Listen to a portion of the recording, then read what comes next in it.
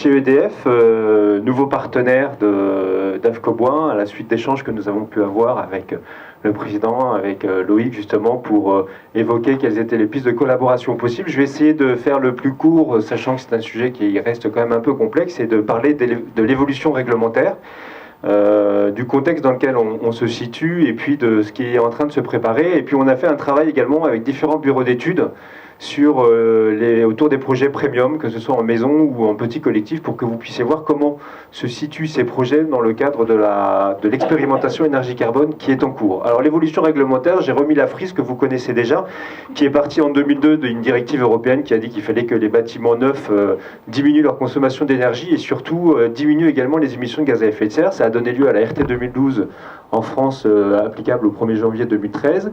Et puis ensuite, en 2015, il y a eu la loi de transition énergétique et pour la croissance verte, ce qu'on appelle ici LTECV, qui a fixé en fait des feuilles de route globales à la France, au pays, en disant qu'il fallait parvenir à la diminution de gaz à effet de serre dans l'activité, liée à l'activité humaine, et confirmer donc le facteur 4, ce qu'on appelle le facteur 4, qui était un engagement de la France de diviser par 4 ses émissions de CO2 entre 1990 et 2050.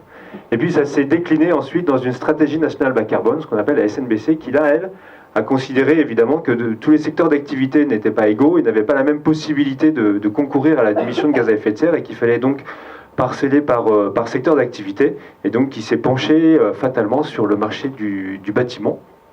Ce qui a donné lieu à l'expérimentation énergie-carbone dont vous avez entendu parler probablement, forcément d'ailleurs, sur laquelle on va revenir un petit peu parce que elle n'est pas toujours évidente à appréhender. J'ai essayé de la simplifier au maximum.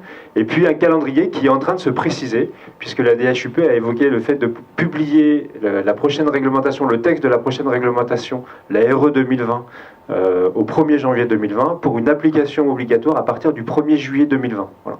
Pour l'instant, ce calendrier n'est pas encore officiel, mais c'est celui sur lequel on est en train de travailler. On parlait de 2020 ou 2021, et ils veulent aller vite dans ce domaine-là, ce qui fait que la stratégie nationale bas carbone va connaître sa deuxième version qui va être publiée à l'été à venir et qui devrait annoncer des choses qui vont un petit peu plus loin. Alors pourquoi un petit peu plus loin? Parce que, c'est ce que je vous disais, la France est engagée sur le facteur 4, donc 4 fois moins de CO2 entre 90 et 2050, et elle s'est penchée notamment sur le bâtiment, puisque le bâtiment, c'est en fonction des indices que vous allez prendre, c'est entre 20 et 27% des émissions de CO2. C'est-à-dire que c'est une part significative des émissions de CO2, et c'est essentiellement lié, on le voit ici, au mix énergétique qu'il y a à l'intérieur des bâtiments, puisqu'on est à plus de 75% sur des énergies fossiles, à 48% sur du gaz et à 26% sur du fuel. Donc ça veut dire qu'aujourd'hui, le bâtiment est encore massivement émissif en termes de CO2 et peut faire beaucoup mieux. C'est pour ça que la stratégie nationale bas carbone essaye d'avancer sur ce sujet-là. Alors, évidemment, les politiques avancent, vont plus loin. Et quand on parle de facteur 4, il faut juste comprendre que quand la stratégie nationale bas carbone l'a déclinée dans le bâtiment, elle a estimé qu'il fallait qu'à l'horizon 2050, un bâtiment qui soit neuf ou existant, donc ça veut dire vraiment l'ensemble des logements existants, ne doit pas émettre plus de 3 kg de CO2 par mètre carré par an. Donc 3 kg, retenez-le, c'est un chiffre, ça ne vous dit rien du tout, mais vous allez voir tout à l'heure comment ça se décline et vous allez mieux pouvoir les comparer.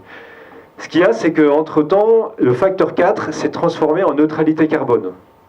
Alors, neutralité carbone, c'est Nicolas Hulot qui l'a évoqué. En fait, on voit bien qu'on court après le temps sur les émissions de carbone. Vous savez que les émissions de CO2, c'est ce qui est responsable du réchauffement climatique à la surface du globe, et que c'est ça qui est responsable du coup, ce réchauffement est responsable des changements climatiques. Et les experts disent qu'il faut qu'on arrive à contenir les émissions de CO2 pour que la surface de la Terre ne dépasse pas plus de degrés d'ici la fin du siècle, d'ici 2100. Mais aujourd'hui, avec tout l'engrenage et tout ce qui est en circuit, on sait qu'en fait, pour y arriver, il faudrait qu'en 2050, on n'émette plus du tout de CO2. Donc c'est ça la neutralité carbone. Ça veut dire que tout ce qu'on va émettre à partir de 2050 doit être absorbé naturellement à la surface de la Terre. Et aujourd'hui, on en est très loin. Donc ça veut dire qu'il va falloir que les politiques, mais derrière que nous tous acteurs, soyons ambitieux dans cet objectif-là. Alors 3 kilos, concrètement, ça se traduit comment? Aujourd'hui, si je prends la moyenne du parc, en 2012, un logement émet 27 kilos de CO2 par mètre carré par an. Donc pour arriver à 3 kg, il faut diviser par 10, ou presque, par 9 plus précisément. Donc on voit le chemin qui reste à parcourir. Si je me penche sur la RT 2012, en moyenne, on est à 5 kg. Mais quand je dis en moyenne, ça dépend des marchés. Si jamais je regarde sur le marché du collectif notamment, qui est massivement chauffé au gaz du fait de la RT 2012, on est à 12 kg. Là où un logement en tout élec est à 3 kg, et quand vous utilisez du bois, de la biomasse, on est autour de 2,5 kg. Donc ça veut dire que l'élec et le bois permettent de tenir les objectifs de la stratégie nationale bas carbone, là où le gaz échoue avec la RT 2012. C'est-à-dire qu'il est 4 fois supérieur en termes d'émissions. Donc ce qui veut dire qu'il va y avoir quelque chose à faire autour de cette fameuse réglementation thermique qui va se transformer en réglementation environnementale. Les 4 leviers qui ont été identifiés par la stratégie nationale bas carbone, c'est évidemment la rénovation des bâtiments existants. Le problème, c'est que quand vous dites ça, vous vous adressez à des clients particuliers qui, eux, ne sont pas forcément toujours convaincus qu'il faut mettre beaucoup d'argent sur la table aujourd'hui pour éventuellement les récupérer dans les 5-6 ans qui viennent. Et donc, tous les politiques qui se succèdent sont confrontés au même problème. Ils ont des objectifs très ambitieux en disant il faut réussir à rénover 500 000 logements par an. C'était l'objectif du mandat précédent, du gouvernement précédent. Ils n'ont pas atteint la moitié de l'objectif qui s'était fixé. Pourquoi? Parce qu'en fait, ceux qui veulent rénover rénovent, mais ceux qui ne veulent pas rénover ne rénovent pas. Exactement. Donc ça veut dire qu'ils n'arrivent pas à les convaincre qu'il faut absolument réussir à rénover. D'où l'importance de dire que quand on construit quelque chose aujourd'hui, c'est vraiment pour les 30-40 prochaines années, parce que les gens, une fois qu'ils sont en place, ils préfèrent agrandir s'ils ont besoin d'agrandir, mais ils ne vont pas spécialement faire des travaux de rénovation. La stratégie nationale bas carbone, elle fixe des objectifs, et ensuite elle les vérifie. Elle regarde comment on se situe par rapport aux objectifs. Et elle suit 2 indicateurs, l'indicateur global, et puis j'ai regardé également, enfin, elle suit tous les indicateurs, mais j'ai suivi ici les 2 indicateurs qui nous intéressent, c'est-à-dire l'indicateur global et l'indicateur du bâtiment. Et sur ces 2 indicateurs, aussi bien sur le global que sur le bâtiment, on constate qu'on est en dépassement par rapport à l'objectif qui a été fixé. Le bâtiment est en dérapage de 11%, par rapport à ce que la stratégie nationale bas carbone lui avait fixé. Et ce dérapage, il est lié notamment aux énergies fossiles, puisqu'on voit que le fuel ici, qui avait une tendance très nettement baissière, est reparti, en tout cas, à stagner, c'est-à-dire qu'il s'écarte par rapport à l'objectif de baisse, et que sur le gaz, c'est la même chose, il s'écarte également par rapport à l'objectif de baisse qui a été fixé par la stratégie nationale bas carbone. Donc on voit bien qu'aujourd'hui, on a les explications sur les raisons pour lesquelles on est en écart par rapport à l'objectif qui s'était fixé. Pour autant, c'est un véritable enjeu. J'aurais tendance à dire, à part un président américain qu'on va avoir encore pour quelques années, tout le monde a bien conscience que le CO2 aujourd'hui est le principal responsable du réchauffement climatique et qu'il faut agir dessus. Tous les pays se sont fixés des objectifs à l'occasion de la COP21 qui a eu lieu en France en décembre 2015, confirmés les années suivantes lors des COP22 et COP23. Le monde, on l'a entendu ce matin, on en a vu pour partie, vit sa révolution énergétique. Les collectivités territoriales travaillent massivement maintenant sur des projets de développement d'énergie renouvelable notamment. Elles accélèrent à grands pas, à grand rythme ce développement-là. C'est-à-dire qu'aujourd'hui, quand on regarde vraiment sur la partie énergie, on voit bien qu'il est réellement en train de s'opérer une révolution. On est en train de changer de monde et on essaye d'accélérer au plus vite. Et le référentiel énergie carbone est là pour accompagner le bâtiment dans cette transformation-là. L'expérimentation énergie carbone, c'est quoi? C'est 2 critères, énergie et carbone. D'où son nom. Sur le critère énergie, vous avez 4 niveaux de performance possibles. Vous avez évidemment la RT 2012 qu'il faut respecter. La RT 2012, c'est la réglementation qui s'applique. Et l'expérimentation, c'est du plus. Donc vous avez la possibilité d'aller chercher plus loin. Donc le premier niveau de performance qu'on appelle énergie 1, c'est 5% de performance. Énergie 2, c'est 10 ou 15% en fonction que vous soyez en maison ou en collectif.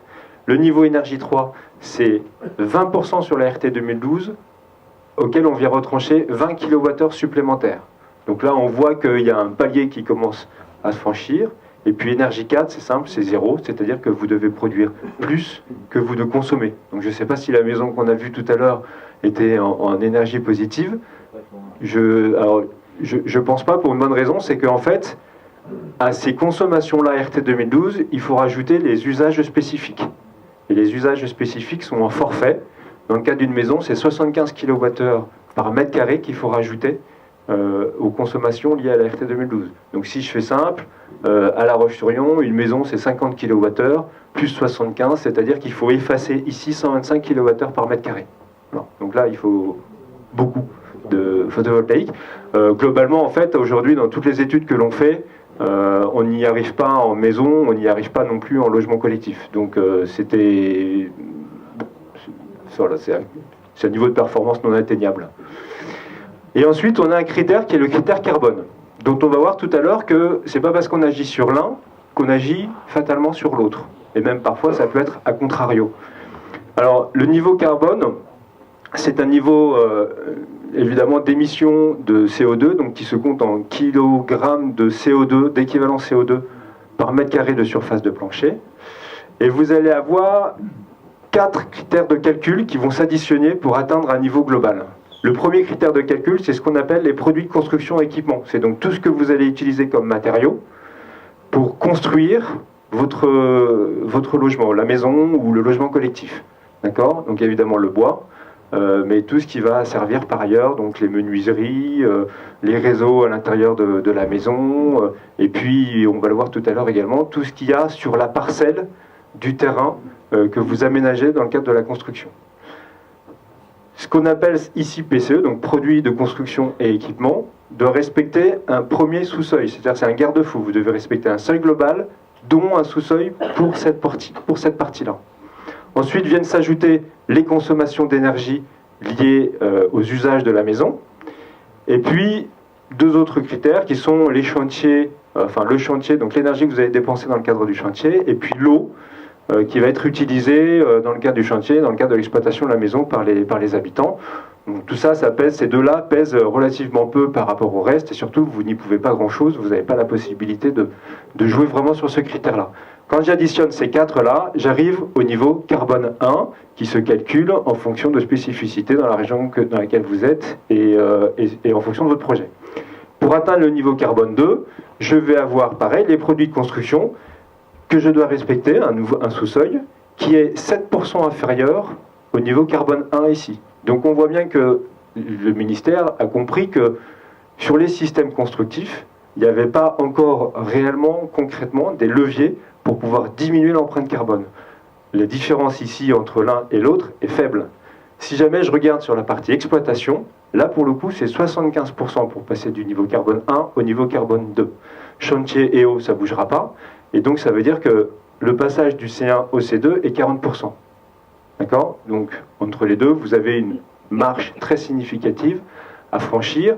On a fait savoir d'ailleurs au ministère que c'était un peu dommage parce que du coup, on va voir tout à l'heure que vous êtes C1 globalement, systématiquement, et C2 globalement jamais, dans aucune circonstance, sauf vraiment quand on cherche à y arriver, et on va regarder concrètement ce que ça donne sur les projets tout à l'heure. On regrette dans l'expérimentation énergie-carbone qu'il y ait encore une focalisation sur le critère énergie primaire. Parce que le critère énergie primaire, on considère que la RT 2012 a fait le job et que ça ne sert à rien d'aller plus loin. Aller plus loin, c'est de l'idéologie mal placée et ça va coûter de l'argent pour rien. La première question qui se pose, c'est de dire, est-ce que franchement ça va permettre de faire des économies en termes de consommation d'énergie ? Bon, la loi de transition énergétique, elle compte en énergie finale. Vous avez peut-être notion de ce qu'est la différence entre l'énergie finale et l'énergie primaire, mais vous l'avez certainement pas, parce que moi je ne l'avais pas avant d'occuper le poste que j'occupe actuellement. Donc en fait c'est simple, l'énergie finale, c'est ce que vous voyez passer dans votre compteur quand vous rentrez chez vous, d'accord ? Et puis c'est globalement également ce que vous payez quand vous recevez la facture à la fin du mois. L'énergie primaire, c'est une énergie que vous ne voyez pas, puisque c'est l'énergie qu'on va considérer utilisée en amont pour pouvoir produire 1 kWh qui va rentrer dans votre compteur. Il n'y a qu'une énergie qui est pénalisée par un coefficient de transformation, ce qu'on appelle le coefficient de transformation, c'est l'énergie électrique, où on considère qu'il a fallu produire 2,58 kWh en amont pour que 1 kWh arrive dans le compteur, en aval. Voilà. La RT 2012, elle parle énergie primaire, tout le reste du marché parle en énergie finale. Donc c'est une notion qui va devenir compliquée et qui va nécessiter une petite agilité, notamment pour le client, parce que le client il ne comprend pas, sa fiche DPE, fiche énergétique, elle compte en énergie primaire. Mais ça n'a rien à voir avec sa facture, puisque sa facture est en énergie finale. Donc on voit bien que il y a une notion qui est décalée entre ce que va payer le client et ce qu'il considère, ce qu'il voit, et puis ce que vont considérer les gens du ministère, notamment autour de la RT 2012. Donc la transition énergétique, elle parle d'énergie finale, et elle dit qu'il faut diminuer la consommation d'énergie finale, toute activité confondue, donc bâtiment mais pas que, de 50% entre 2012 et 2050. Or, si jamais je fais un calcul, en 2005, les bâtiments que vous construisiez consommaient entre 150 et 200 kWh d'énergie primaire. Donc 200 kWh d'énergie primaire pour une maison tout élect, puisque à l'époque on faisait du tout élect, ça représentait pour le client 77 kWh d'énergie finale. Aujourd'hui, quand vous produisez un logement en tout élect, vous partez de 50, alors 57,5 si jamais on est en logement collectif, 50 si jamais on est en logement individuel. Et si jamais je divise par 2,58, j'arrive à 22 kWh d'énergie finale. Donc 22 par rapport à 77, ça fait 70% de baisse de consommation d'énergie. Donc tout à fait en phase avec ce que demande la stratégie nationale bas carbone et la loi de transition énergétique. Si jamais je passe sur un logement en gaz, 57,5, ça reste 57,5. À comparer aux 77 kWh, ça veut dire que je fais 25% de baisse de consommation d'énergie finale, c'est-à-dire que là non plus je ne suis pas en phase par rapport à la loi de transition énergétique. Donc je ne suis pas en phase par rapport à la diminution de gaz à effet de serre et pas en phase non plus par rapport à la baisse de consommation en énergie finale. On aurait pu dire ça peut permettre au client de faire des économies, forcément, puisque je vais diminuer sa consommation d'énergie au mètre carré, donc forcément il va faire des économies. On prend quelque chose d'ambitieux, RT 2012 moins 20, c'est-à-dire que globalement le client va lui faire 10 kWh d'énergie primaire en économie.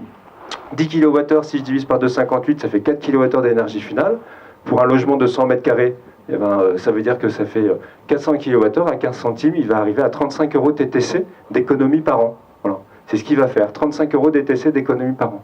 Par contre, pour lui livrer une maison RT 2012 moins 20% en termes de CEP, je vais lui faire un investissement d'environ 600 ou 700 € TTC, probablement un peu plus d'ailleurs. Donc ça veut dire qu'il va avoir une rentabilité qui va être de l'ordre de 20 ans. Donc c'est-à-dire que ça ne répond pas non plus à cet objectif de dire ça va lui faire des économies.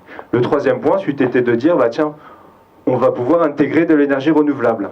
Mais il n'y a pas besoin de diminuer le critère consommation d'énergie primaire pour dire il faut intégrer de l'énergie renouvelable. La preuve, c'est qu'en maison, vous avez l'obligation d'intégrer 5 kWh d'énergie renouvelable, et c'est pas lié au fait que vous ayez besoin d'avoir un CEP particulièrement performant. Donc on voit bien que le critère énergie aujourd'hui, c'est un critère qui n'est plus en phase avec les objectifs, avec les ambitions, avec les enjeux, et qu'il faudrait que la DHUP réussisse à redevenir cohérente et à dire ok, on a été jusqu'au bout et on arrête, et maintenant il faut qu'on se focalise sur le critère carbone. Et donc le critère carbone aujourd'hui, c'est ce que je disais tout à l'heure, c'est essentiellement une question d'énergie dans les deux sens. La première, c'est que c'est vous qui allez impulser la volonté de faire du bas carbone ou pas, ce qui va très très bien, d'où le partenariat entre le bois et l'électricité, puisqu'avec le bois, vous êtes quand même bien positionné sur ce marché-là. Et sur les matériaux de construction par ailleurs, on voit bien qu'on n'y est pas. Si jamais vous avez des terrasses à faire, si jamais vous avez des murs à poser à l'extérieur par exemple, il y a la notion de la valorisation du bois construction, les fluides frigorigènes qui sont de plus en plus performants dans ce domaine-là, on va le voir tout à l'heure. Vous avez les fluides frigorigènes, c'est ce qui sont dans les systèmes thermodynamiques et qui permettent en fait de transporter la chaleur et de créer de la chaleur avec vos pompes à chaleur et les chauffe-eau thermaux dont on parlait tout à l'heure.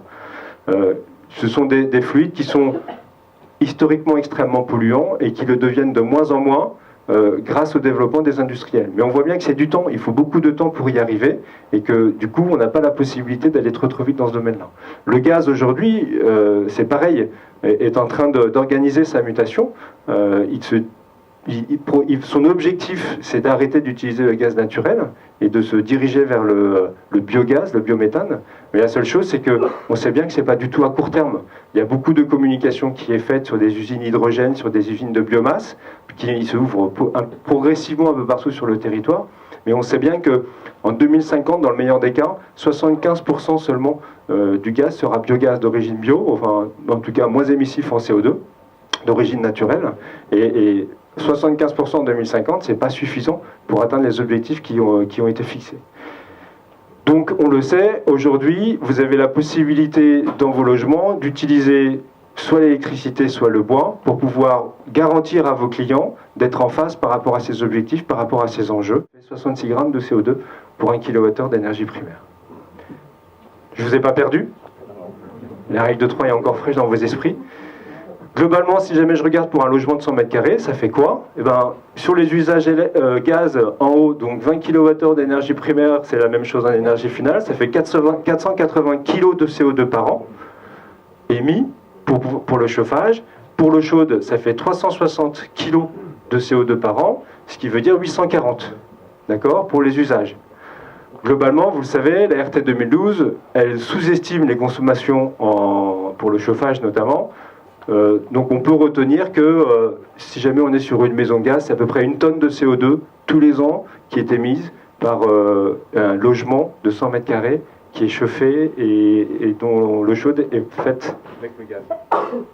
Si jamais je me base maintenant sur la même solution en tout élec, on est à 20 kWh d'énergie primaire, donc 8 en finale, ce qui fait 162 kg, ce qui fait un delta de 300% entre les deux. Et si jamais je regarde sur l'eau chaude, on arrive à 46 kg, ce qui fait un delta de 780% entre les deux énergies. Donc au total, on est sur 208 kg versus 840, c'est-à-dire qu'on a un delta de 400%. D'accord ? La conclusion, c'est qu'un logement élec, il émet entre 3 et 4 fois moins de CO2 à l'usage qu'un logement au gaz naturel. Pardon ? Ça dépend aussi du matériel utilisé. Vous avez au niveau des nouvelles chaudières à gaz, la performance est impressionnante. Mais je parle des nouvelles chaudières à gaz.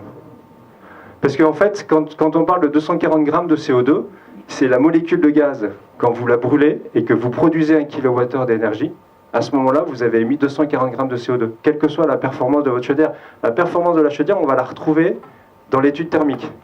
C'est-à-dire que si jamais vous avez une chaudière murale qui est performante, dans l'étude thermique, vous allez avoir au lieu de 50, 35 kWh. Mais si vous regardez bien, c'est justement, je l'ai intégré dans le tableau. C'est-à-dire, je n'ai pas considéré qu'une maison gaz allait consommer 50 kWh au total, mais qu'elle allait les consommer un petit peu moins.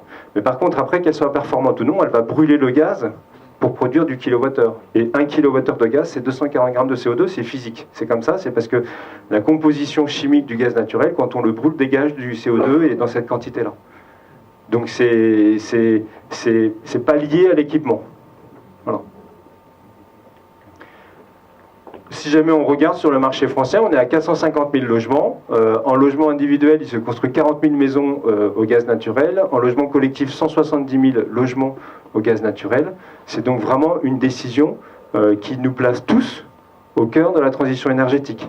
Vous, en tant que constructeur, promoteur, vous êtes acteur de la transition énergétique. Concrètement, quand vous faites un choix, le choix de l'énergie que vous mettez dans le logement, vous faites un choix en fonction de la transition énergétique. Voilà. Il faut que vous en ayez conscience, parce qu'aujourd'hui on n'en a pas conscience, mais au quotidien on n'a pas conscience que nous sommes tous acteurs de la transition énergétique et que nos modes de vie vont devoir changer en tant que citoyens. Mais en tant que professionnel, vous voyez bien que vous êtes au cœur du système et au cœur du dispositif. Et notamment parce qu'on l'a vu, le bâtiment était vraiment très très largement considéré par les pouvoirs publics comme étant un moyen de pouvoir agir sur la diminution de CO2. Il y a autre chose aussi, c'est la taxe carbone. La taxe carbone, progressivement, elle se met en place. Les clients ne la payaient pas jusqu'en 2014. Depuis 2014, elle s'applique sur les factures des clients qui sont chauffés à base d'énergie fossile. Cette taxe carbone, elle a pour objectif de s'envoler.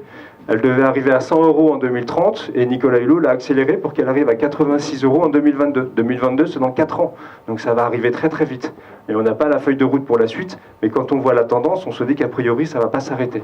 Alors c'est pas très significatif pour un client, parce qu'on a vu qu'une maison neuve, c'était 1 tonne de CO2, donc c'est pas très significatif, 86 €. Mais au regard des consommations, ça commence à prendre une place importante. Parce qu'une maison, globalement, pour les 5 usages, et donc pour les usages gaz, le client, il va payer à peu près 300 € hors abonnement. Donc on rajoute 86 € hors évolution du prix de la molécule qui devrait évidemment partir. Je sais pas si...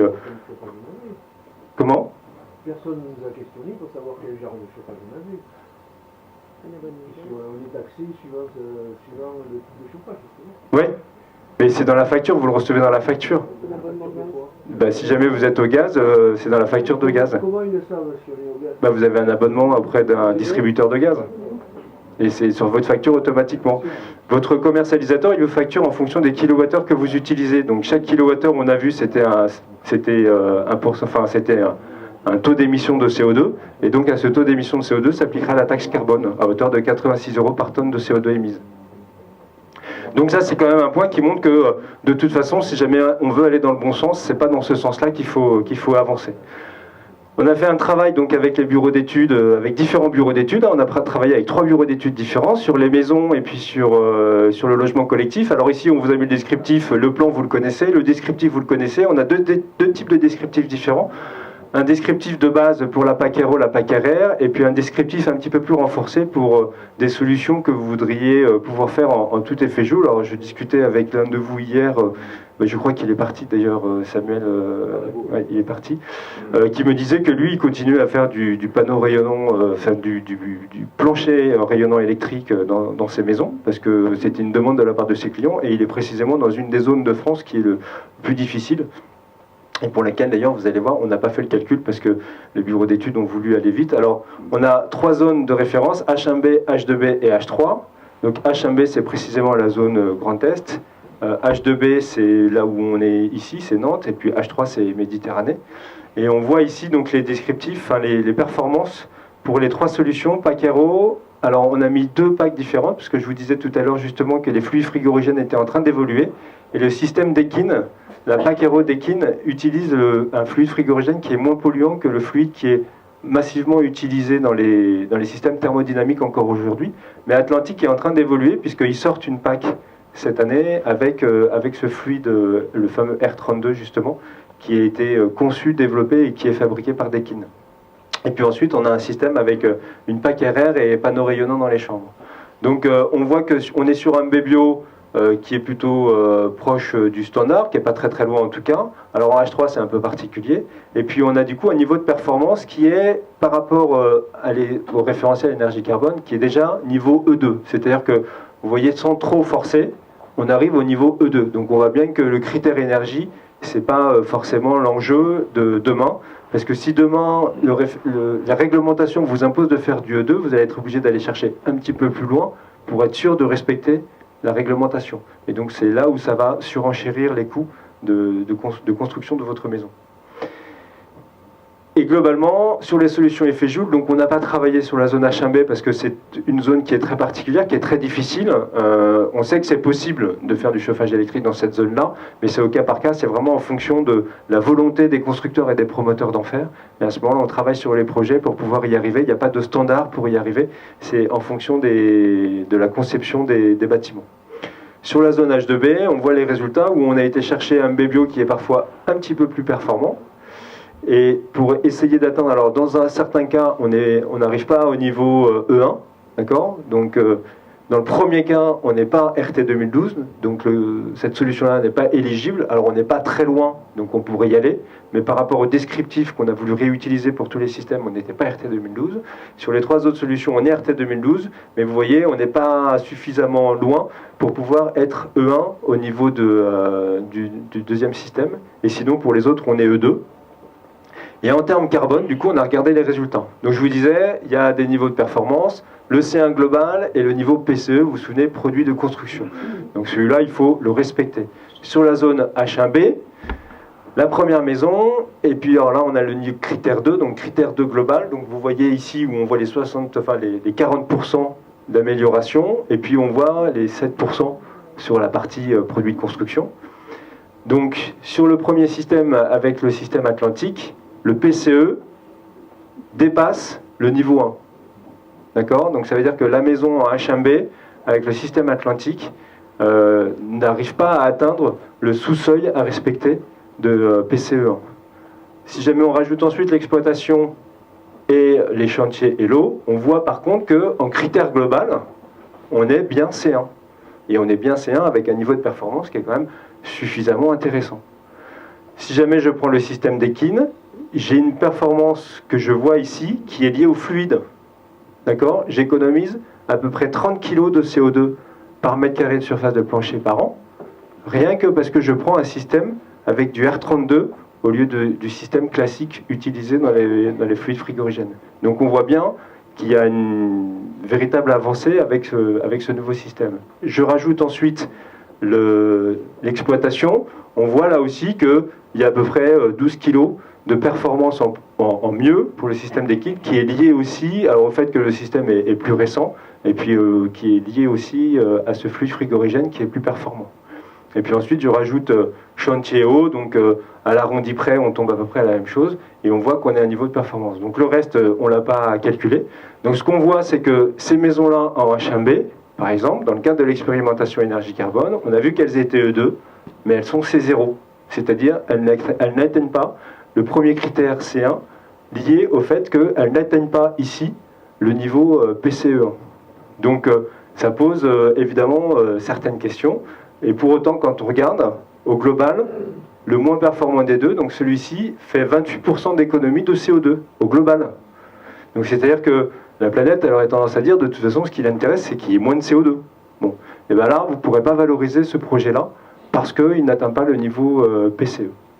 On a voulu refaire le test avec une petite subtilité, c'est de dire, on ne va pas compter la terrasse, et on ne va pas compter les clôtures sur la parcelle. Parce que vous vous souvenez, quand on calcule le bilan carbone, il faut compter tout ce que vous faites sur la parcelle, tout ce qui est sur le permis de construire. Là, à ce moment-là, vous voyez la différence, c'est qu'on passe de 830 à peu près tout à l'heure à 586 ici, et du coup, vous êtes en dessous du niveau PCE2. Alors, c'est pas pour vous inciter à vendre des maisons sans clôture ni terrasse, mais c'est simplement une piste de réflexion qui doit permettre justement de dire, il faudrait qu'on trouve un moyen de pouvoir bien valoriser le bâtiment en lui-même. En termes d'exploitation, on ne bouge pas, on est à 301, et puis en termes de chantier haut, on est à 926, ce qui veut dire qu'on n'est pas très très loin du système du niveau de performance carbone 2. Et si je prends le flux frigorigène d'Ekin, et bien à ce moment-là, je gagne les 30 kg, je gagne les 10 kg, et donc j'atteins là le niveau C2. C'est-à-dire qu'une maison dont le client ne voudrait pas de terrasse et voudrait faire une clôture végétale, il aurait une maison qui serait d'un niveau de performance C2 par rapport à l'expérimentation énergie-carbone. D'accord ? Ce qui est évidemment significatif parce que du coup, ça veut dire qu'on est sur un niveau de performance de 43% par rapport au niveau C1. C'est-à-dire que par rapport au niveau max, ici, on est à 43% de CO2 en moins. Et donc ça, c'est de la valeur qui est très significative pour vos clients. Voilà, si jamais je regarde sur H2B, donc le système RO, en fait, c'est toujours le même principe, c'est-à-dire qu'on voit bien qu'on est au-dessus du niveau PCE1 et que au global, pour le coup, on fait 17% d'économie quand on est à Nantes, et les mêmes systèmes hors terrasse et clôture nous permettent à ce moment-là d'être parfois C2, encore une fois, avec le système d'Ekin, et en tout cas jamais trop loin, et de pouvoir faire des économies de CO2 à hauteur de 35% dans le pire des cas, c'est-à-dire avec le système FJUL et CET ici. C'est-à-dire que là, ici, où on est système entre guillemets le moins performant, on fait quand même 35% de CO2 en moins. D'accord ? Donc ça veut dire que c'est significatif par rapport à un projet dont je vous rappelle qu'on est sur des durées de construction qui sont de l'ordre de 50 ans. Et puis sur la partie H3, pareil, toujours la même chose, avec la clôture terrasse, on n'atteint pas le niveau PCE1, et par contre on fait des économies. Alors vous voyez que la barre diminue, descend dangereusement, puisque en fait c'est lié au fait que comme on est en H3, il y a moins besoin en termes de performance, en termes d'isolant. Donc la réglementation en tient compte, elle régionalise le niveau de performance. Et idem, si jamais on est en hors terrasse et hors clôture, on est sur des projets qui se rapprochent à ce moment-là du niveau carbone 2 et qui sont de l'ordre de 30% d'économie. Voilà. Donc je vais passer rapidement parce que sur le T5, on a le même principe. De toute façon, la présentation sera diffusée, donc vous retrouverez le descriptif. Et on a exactement le même principe derrière, où on arrive exactement aux mêmes conclusions. Vous voyez, on est sur des systèmes qui sont au-dessus de PCE1 et qui sont toujours à l'ordre de 30%. Voilà. Et sur le logement collectif, vous allez voir la différence.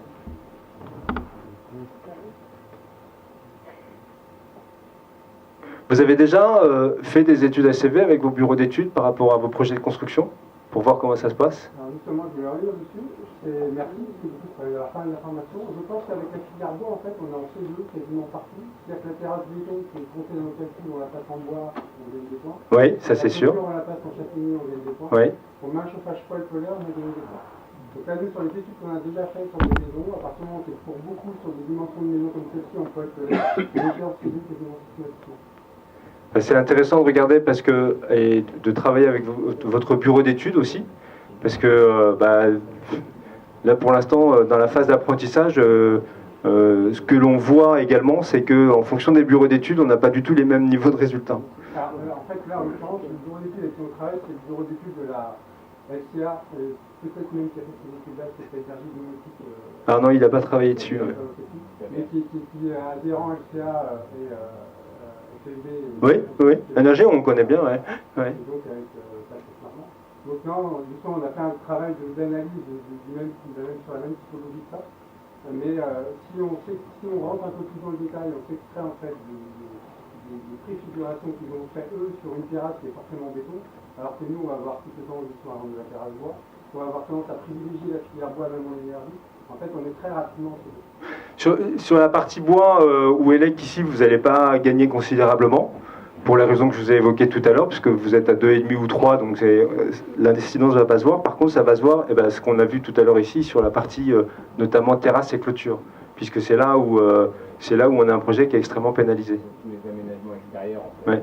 Parce que plus l'unité foncière est importante, plus on a des chemins d'accès qui sont importants, et plus on estime en fait qu'on va mettre dessus un bureau, etc., un revêtement, et là, on expose complètement. Et je verrai ça avec Patrice Normand, parce que c'est intéressant justement de regarder comment il est arrivé à ces résultats-là. Si jamais on regarde l'incidence maintenant du critère énergie sur le critère carbone, si jamais je passe les projets en E3, donc on va rajouter justement des capteurs photovoltaïques, et on va voir que du coup on va augmenter de 5% la partie PCE, on va diminuer de 4% la partie consommation, mais on voit bien que le rapport entre les deux n'est pas le même, ce qui fait qu'on a une incidence de plus 2% sur la partie globale du carbone quand on est en solution pack 2 usages, et quand on est en poêle à granulés, on a un bilan qui vient se surélever de 1%. Donc on voit bien que le critère énergie n'a pas une incidence positive sur le critère carbone. On ne peut pas parler d'incidence négative parce que plus 2% ou plus 1%, c'est pas ça qui va changer la face du monde, loin de là. Mais en tout cas, on voit bien, et vous vous souvenez, le E3, c'est là où il y a une marche assez importante pour passer de E2 à E3. Et pour autant, à cause des photovoltaïques notamment, on ne va pas avoir cette incidence, on ne va pas retrouver cette incidence sur la partie carbone. Et de la même façon, sur le modèle T5, où on a une variation de 1% en plus quand on est en pack 2 usages ou quand on est en poêle à granulés dans la maison avec effet joule. On a fait ensuite le même exercice sur le petit collectif avec le descriptif, donc pareil, standard Pacero et électrique. Et là, on voit au niveau global, on arrive sur le PCE en prenant la totalité de la parcelle à un niveau 2 pour le PCE. Quand on rajoute la partie exploitation avec le système Atlantique, on n'est pas très loin du niveau 2 global, donc ça veut dire que le projet avec quelques petites optimisations peut y arriver, puisqu'on est à 1059 au lieu de 1052, donc on peut vraiment aller chercher la performance. Et si jamais on bascule sur le système des KIN, on est à ce moment-là 2 sans avoir à bouger. Si jamais on compare avec le système effet Joule 100%, on est un petit peu au-dessus du niveau 2, mais on est encore PCE2, c'est-à-dire que vous avez toujours la possibilité de valoriser votre projet global au niveau carbone 2. Voilà. Ce qui veut dire qu'on est à 33%, cette solution-là fait 33% de CO2 en moins. Et c'est un peu ça qu'on regrette, c'est que les pouvoirs publics n'aient pas voulu valoriser les projets qui se situent entre les deux. Parce que finalement, il y a un gap qui est très important, et tous ceux qui se situent entre les deux ne peuvent pas valoriser. Donc un projet C1, on va se dire, bon, bah, ok, il est C1, on va avoir tendance à penser qu'il est là, alors qu'en fait, on peut avoir un projet qui se situe juste au-dessus du niveau C2. Et pour autant, on ne va pas pouvoir le commercialiser, on ne va pas pouvoir argumenter là-dessus de façon officielle. On pourra toujours le dire en disant, ben voilà, moi j'atteste du calcul officiel et vous voyez bien qu'on est juste au-dessus du niveau C2 et que donc on fait 33% de CO2 en moins. C'est toujours un argumentaire qui est recevable pour le client, mais en tout cas, c'est pas valorisable dans la partie label. Si jamais on le compare ensuite avec le même projet qui est au gaz, en PCE, donc c'est pareil, on va arriver à 700 kg, donc c'est-à-dire qu'on est au niveau 2. Par contre, la partie exploitation, elle va s'envoler. Et si jamais je rajoute les chantiers et l'eau, je vais être niveau C1, mais c'est ce que je disais tout à l'heure, c'est-à-dire que là, entre les deux, je vais avoir vraiment un delta qui est important. Et là, c'est vraiment quel que soit le niveau de performance, c'est ce qu'on disait tout à l'heure, quel que soit le niveau de performance de la chaudière, à partir du moment où vous utilisez le gaz, vous émettez du CO2. Voilà. Donc on est là pour vous accompagner évidemment, pour travailler avec vous, pour valoriser auprès de vos clients ce critère carbone, parce que vous y arrivez et vous le travaillez grâce à votre système constructif, grâce au système de production de chaleur du tout-élec, puisque la pompe à chaleur c'est pareil, c'est un système qui est performant et qui utilise beaucoup et massivement l'énergie renouvelable. Voilà. Le petit mot de la fin, c'est simplement, et j'ai fini, cette animation qui a été réalisée, que vous avez peut-être vue de la NASA. Globalement, si jamais vous regardez, elle dure 3 minutes et vous voyez en fait les tâches qui évoluent en fonction de l'évolution de la température à la surface de la Terre. Donc plus ça vire vers le rouge, plus la température augmente de plus de 2 degrés. Et plus ça vire vers le bleu foncé, et plus elle diminue inférieure à moins 2 degrés. Voilà. Et en fait, globalement, l'image de fin n'est pas très réjouissante, mais c'est juste que de temps en temps, il faut regarder les choses telles qu'elles sont réellement, puisqu'on est capable de les simuler et qu'on est capable de les voir, et que tout ce qu'on entend par ailleurs sur la fonte des glaces et compagnie, enfin, tout ça sont des sujets, vous lisez les médias, vous savez exactement de quoi il en retourne, et donc c'est pour ça que le mot de la fin, c'était simplement de dire il est urgent d'agir, et on espère que les pouvoirs publics en tiendront compte lors de la prochaine réglementation environnementale. Voilà, je me tiens à votre disposition si vous avez des questions. Je vous remercie de votre attention parce que ça a été un petit peu compliqué. Et bonne fin de séminaire et passez un